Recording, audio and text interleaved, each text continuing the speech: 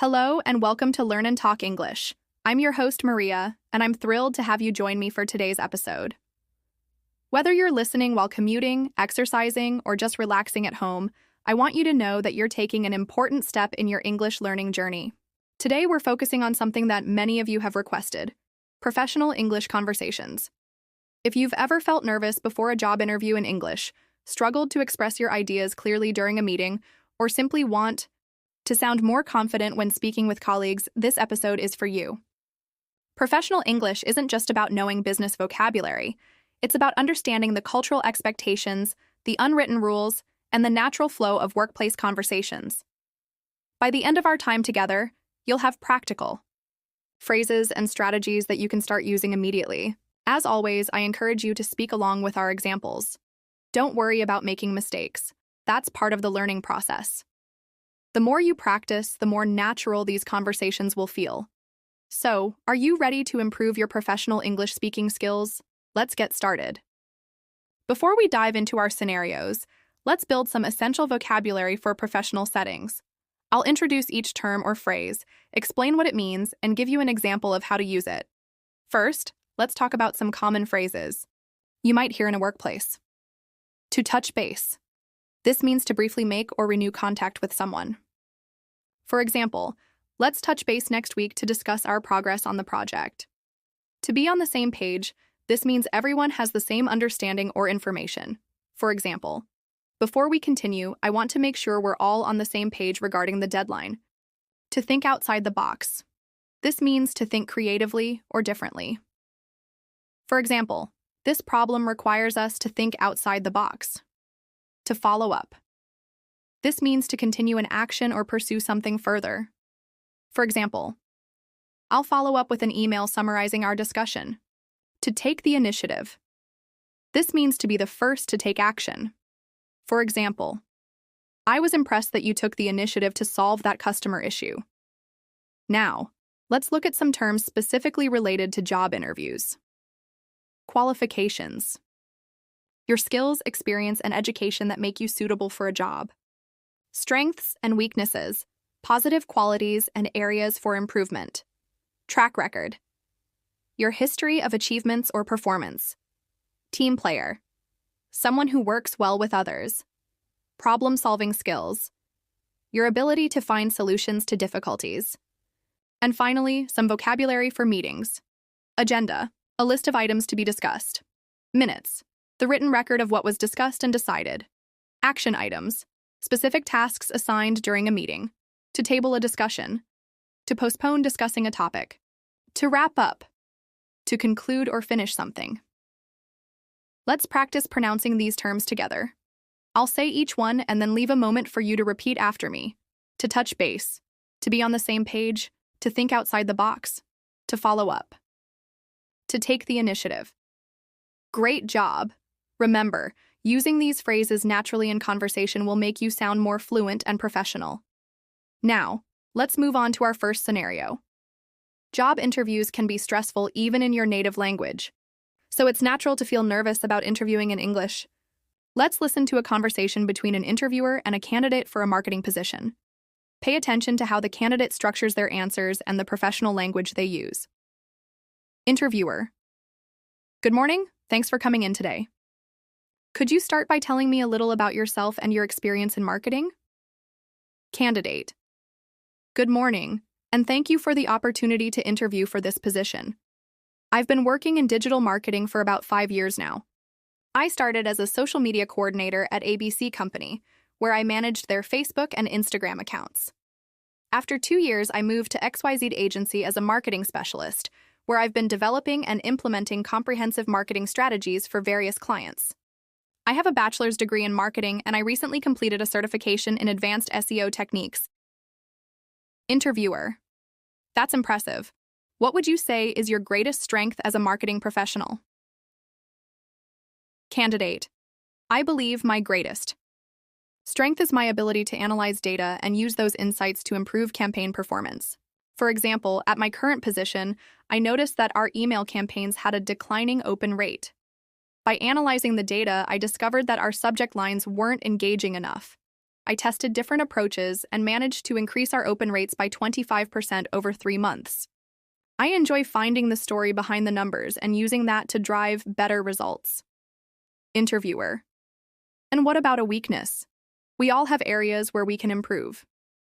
Candidate. That's a great question. I would say that I sometimes get too focused on perfecting details, which can impact my efficiency. I've recognized this tendency, so now I set specific time limits for tasks and use project management tools to keep myself on track. I'm learning to balance quality with efficiency, and I've seen improvement in my productivity over the past year. Interviewer. How do you handle tight deadlines or pressure? Candidate. I actually work well under pressure. I find that a deadline helps me focus and prioritize effectively. When facing tight deadlines, I first break the project down into manageable tasks and create a timeline working backward from the due date.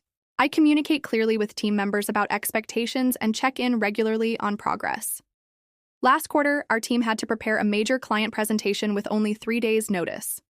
By staying organized and focused, we delivered a successful site presentation that ultimately won us a contract renewal. Let's pause and analyze this conversation. Did you notice how the candidate 1. Gave specific examples to support their claims. 2. Used professional vocabulary like implementing, comprehensive strategies, and analyzing data. 3. Structured their answers with a clear beginning, middle, and end. 4.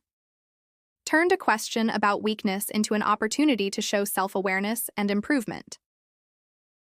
5. Demonstrated their value with measurable results like increase our open rates by 25%. These techniques make responses sound thoughtful and professional. Now let's continue with the interview. Interviewer. Tell me about a time when you had to work as part of a team to solve a problem. Candidate. Last year, our agency noticed we were losing potential clients during the proposal stage. I collaborated with colleagues from sales, design, and content to identify the issue. We met weekly for a month, with each person bringing insights from their area of expertise. The sales team shared feedback they'd received from prospects. The design team analyzed our visual presentation, and I examined our messaging strategy. Together, we completely redesigned our proposal template and process. As a result, our conversion rate improved by 30% in the following quarter. This experience reinforced for me the value of bringing diverse perspectives together to solve problems. Interviewer. That's a great example. Do you have any questions for me about the position or company? Candidate. Yes. I'd like to know more about the team I'd be working with. Could you tell me about the structure of the marketing department and how this role collaborates with other teams? The candidate ended with a thoughtful question that shows interest in the company and the collaborative aspects of the role. This is always a good strategy in interviews. Now, let's practice responding to a common interview question. I'll ask the question, and then give you time to formulate your answer. Try to use some of the techniques and vocabulary we've discussed. What makes you interested in working for our company? Great! Remember to mention specific things about the company that appeal to you, such as their values, products, or reputation. This shows you've done your research and are genuinely interested in the position. Now it's time for some speaking practice. I'll give you a job interview question and then leave a pause for you to answer out loud. Try to speak for about 30 to 45 seconds for each response. Ready? Question number 1. Tell me about a challenging project you worked on and how you handled it. Question number 2. Where do you see yourself professionally in 5 years? Question number 3. Why should we hire you for this position? Excellent work. Remember, practicing out loud is crucial for improving your speaking skills. If possible, record yourself and listen back to identify areas for improvement. Now let's move on to our second scenario.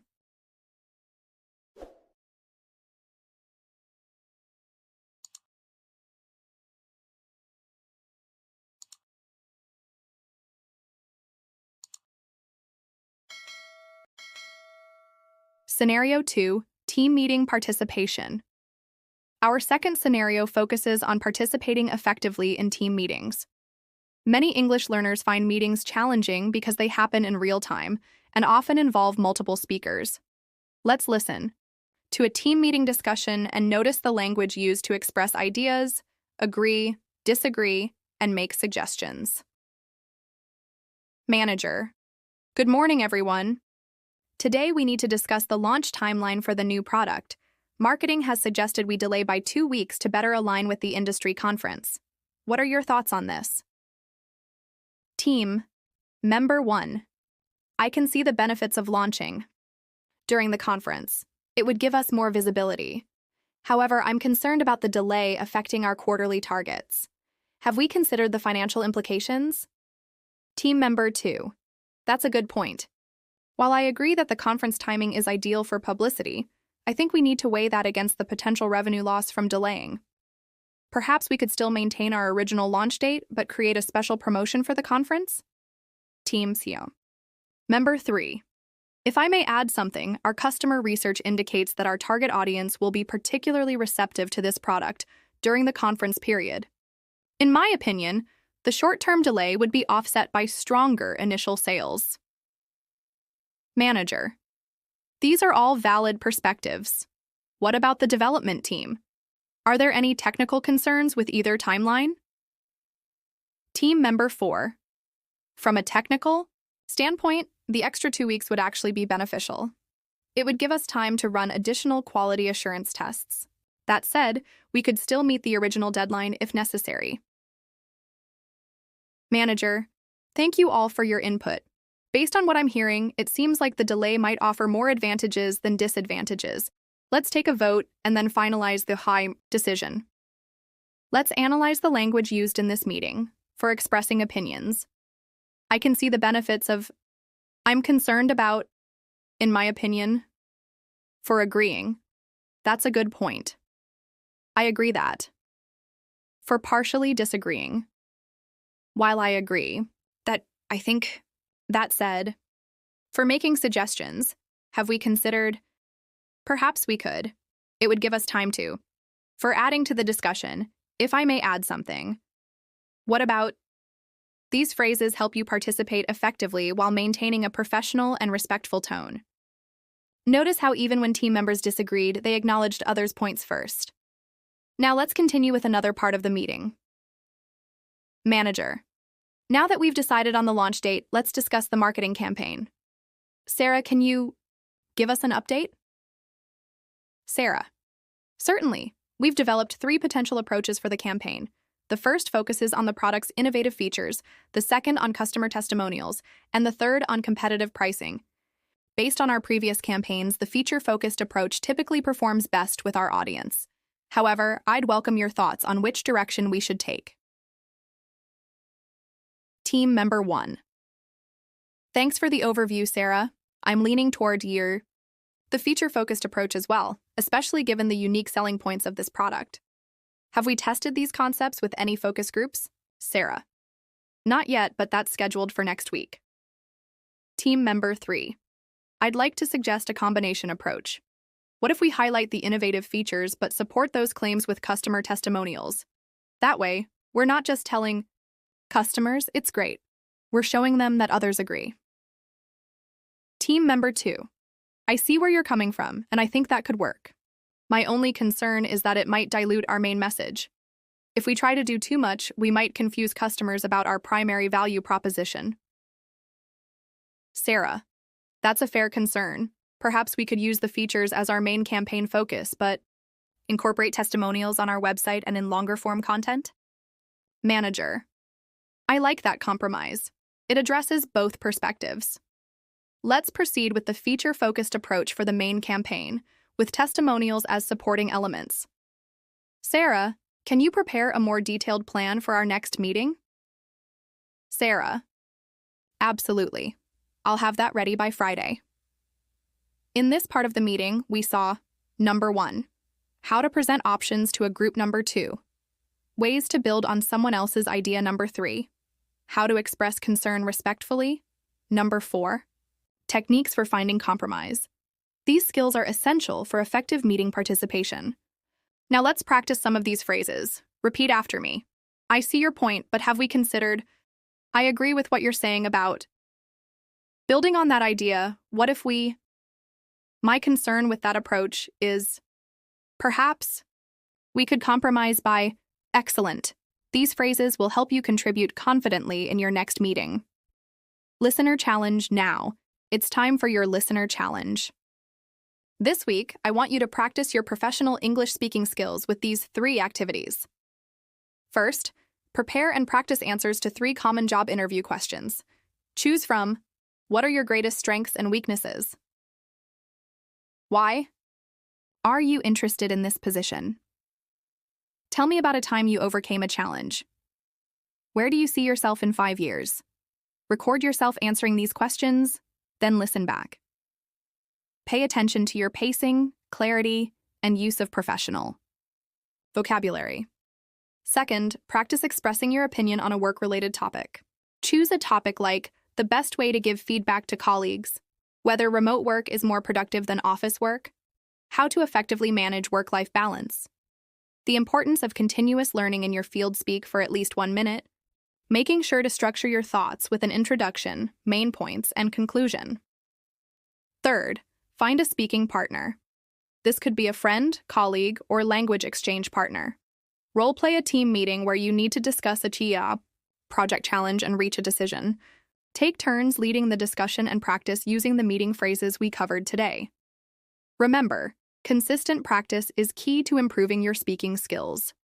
Even 10 to 15 minutes of focused practice each day will lead to significant improvement over time. I'd love to hear about your experience with these challenges. You can share your progress in the comments section below this episode or on our social media channels. We've covered a lot of ground today. We explored professional vocabulary, practiced job interview responses, and learned effective strategies for participating in team meetings. Remember, professional English is about more than just vocabulary. It's about understanding the cultural context and expectations in workplace communication. The phrases and strategies we discussed today will help you navigate these situations with greater confidence.